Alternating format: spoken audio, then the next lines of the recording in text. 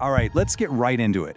What we're about to talk about isn't some far-off science fiction scenario. This is an urgent warning about the future of work.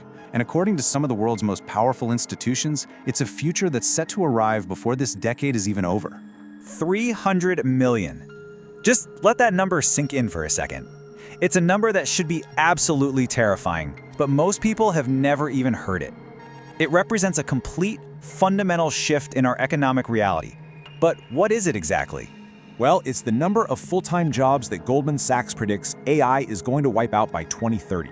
And you've really got to pay attention to who's making this prediction. This isn't some fringe think tank trying to grab headlines. This is Goldman Sachs, one of the most conservative financial institutions on the planet.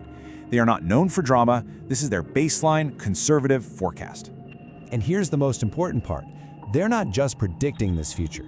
They are actively preparing their clients to get rich from it. They're rearranging investment portfolios to capitalize on what they see as a completely unavoidable and, for them, very, very profitable transformation of the entire global economy.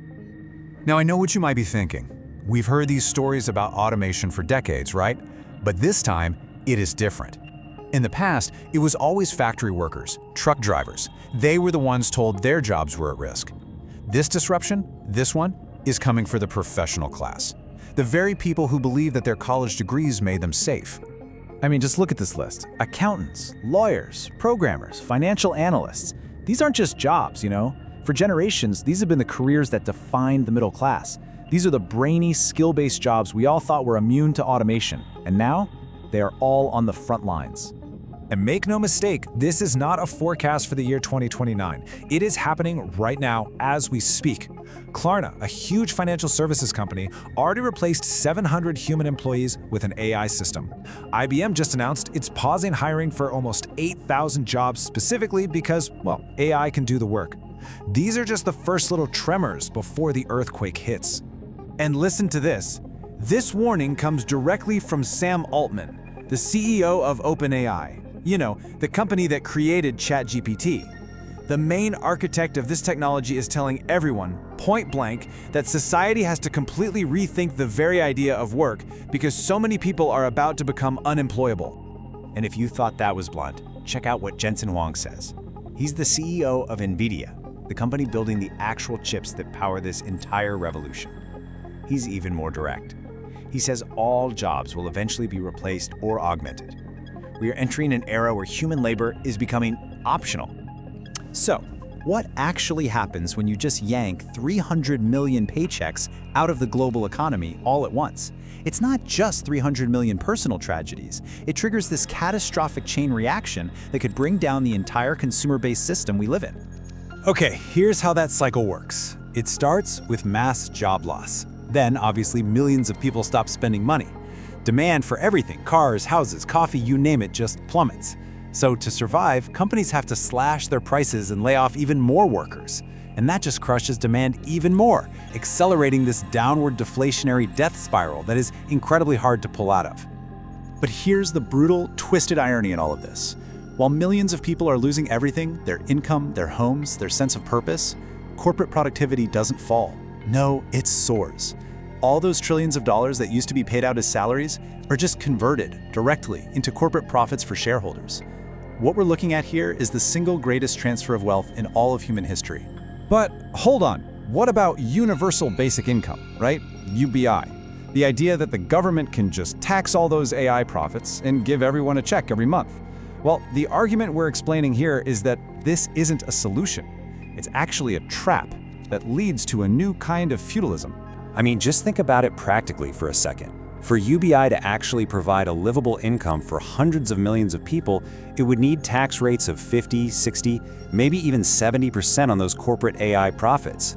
The argument is the super wealthy people and corporations benefiting from AI will never, ever, ever voluntarily agree to that. They're going to use their immense power to lobby against it and protect their profits at all costs. So where does that leave us? Well, with a pretty grim forecast. A new, three-tiered society. At the very top, you've got the AI owners, who control everything that produces value. In the middle, a tiny little class of managers who basically service the elite. And then at the bottom, the vast majority, the former middle class, now just surviving on government stipends. The source we're looking at calls this feudalism with better branding. So you have to ask, right? If the people building this technology know how devastating it could be, why don't they just stop, or at least slow down a little? The simple and kind of scary answer is they can't. The competitive pressure makes it impossible for anyone to hit the brakes. It's a classic game theory problem. It's called the prisoner's dilemma. Every company and every country has a massive incentive to race ahead of everyone else. If OpenAI slows down, Google or Meta will sprint to capture the market. If the United States tries to regulate it, China will surge ahead. Everyone is basically forced to accelerate toward a future that they know could be catastrophic for everybody. And what makes this all so uniquely terrifying is the speed. The Industrial Revolution, that unfolded over a century. The computer revolution, that took about 50 years. This AI revolution is on track to happen in less than a decade. I mean, from the launch of ChatGPT to the elimination of 300 million jobs is just 8 years. There is simply no time for society to adapt, for workers to retrain, or for new industries to even pop up. And that brings us to the final, unavoidable question. This isn't really about technology anymore, is it? It's about our society. What happens to capitalism when there are no consumers left to buy things?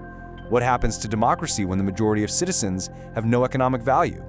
And maybe most importantly, what happens to human purpose when our work is no longer needed? These are the questions we now have to face.